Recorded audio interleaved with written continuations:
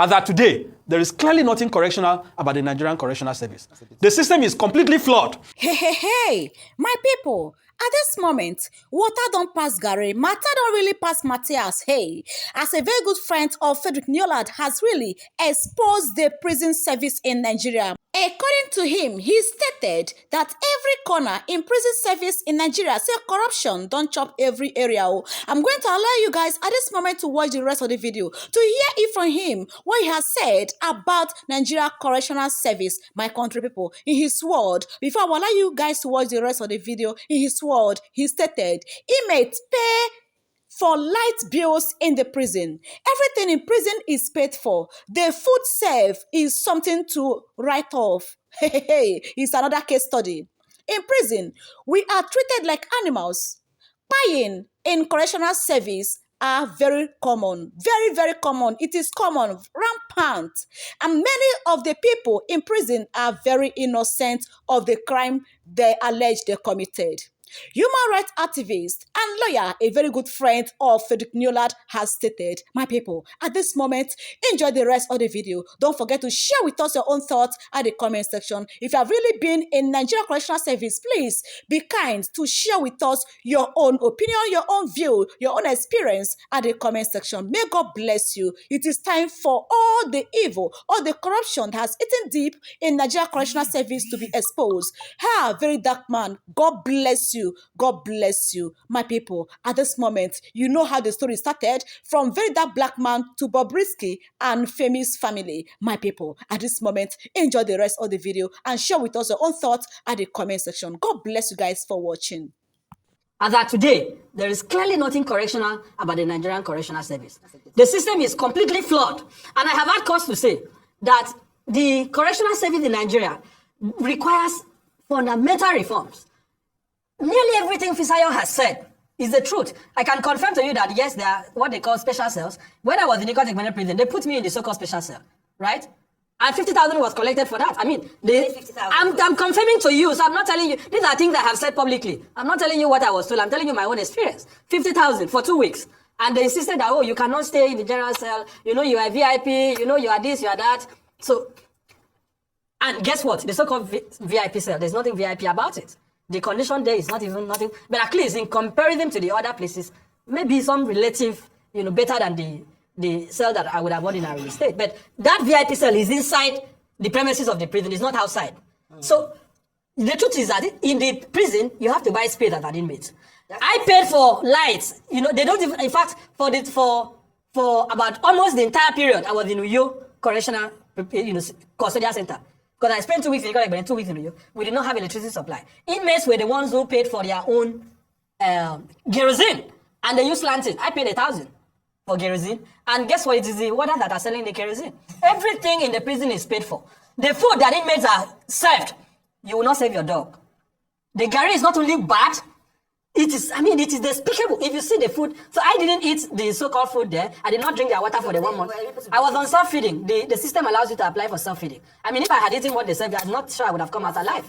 Self-feeding, if you write a letter to the prison to say, I want to take responsibility for my own feeding. Okay. So you now nominate either your relative, your spouse, or whoever to be the one to be bringing food for you. Pay for that privilege.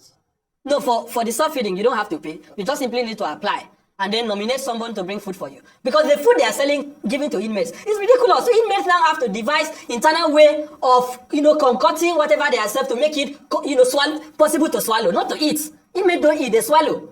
I'm trying to make that distinction. Because if you say they are eating, it's not food that they are served. And this is something I have said repeatedly. In fact, the correctional service in Nigeria is so bad. The day I arrived in exp0sed on the 27th of July, an inmate had died the previous day. The day I was leaving, an inmate had died. The day I arrived with you, an inmate had died. Like it was as if the death in the correctional service is so rampant. The healthcare is nothing to write home about. This is not limited to the correctional service that I was, the custodial center. It's a national thing. What Fisayo is telling you is not a lie. When you see how inmates are sleeping, the point you did not make is that you have to pay for the space. And this space you are paying for is to allow you to sleep properly. So there are inmates that, I'm telling you, there are inmates that have to stand. That I'm telling you that they may not even have the space, like to even squeeze themselves. Oh my goodness. It is so congested, it is so diabolical, the hygiene is zero, the water is nothing to write home about, the feeding. So I used to tell these NGOs that go to prison to donate food, you are wasting your time. If you want to go to these custodial centers to donate food items, donate on used clothes or whatever. Yeah. Be sure that you are there when those things are distributed to inmates. Okay, because they never get to the purpose. They never get to The the correctional officers, many of them are also prisoners. The only distinction is the uniform. They are grossly underpaid. I don't know if you are aware. They are grossly underpaid. Their welfare is nothing to write home about, so they struggle with the food. In fact, when I was for the 1 month I was there, I had food in excess. Many people were bringing all sort of things for me. It is not only prisoners who were struggling for the food, even the correctional officers. Yes, so the system has completely collapsed. And guess what? Part of the reason that awaiting trial inmates stay for so long to go to court is that before you are even sometimes taken to court, you have to facilitate it. If your relative don't come to give money, right, to in-charge court, they call it in-charge court. The officer in charge of taking people to court. You may not have a court appearance. There are people, yes. Let me also shock you. Do you know that there are inmates in Nigerian prisons today that nobody outside knows that they are there? I met a gentleman from Adamawa who was in Uyo prison. Nobody knew. Nobody outside the forward of the prison knew that he was there. And it's not isolated. There are people in prison that cannot be accounted for. There are people in prison that their court records cannot be traced. There are people in prison that have not been awaiting trial, that have not been taken to court for up to 5 years.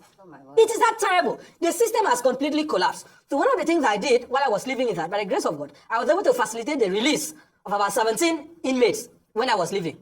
Because some of them were released on bail, they cannot perfect their bail. So all I simply had to do was that to make money available and get them out on release. And those that needed fine and all that. So what I'm telling you is that let the minister stop this hypocritical investigation. What the National Assembly is doing, as far as I'm concerned, is a product of parliamentary redundancy. Having not been able to do the real work that Nigerians have voted them to do, they are now distracting themselves with the Bobrisky matter.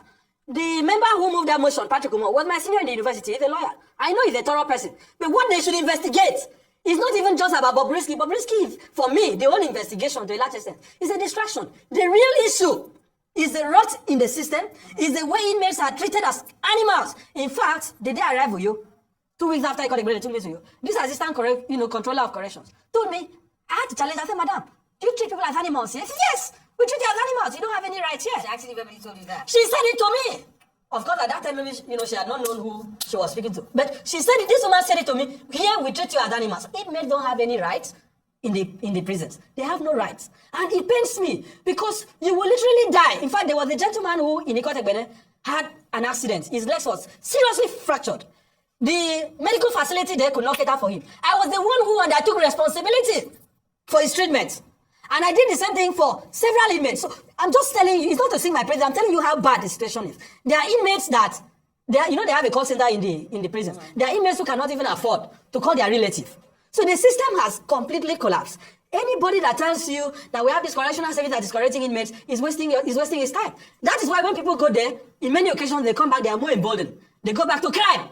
There is nothing reformative about that system. The entire system is based on a mindset of slavery. It is based on a mindset of subversion. And guess what? Many of the people that are actually in prison are innocent.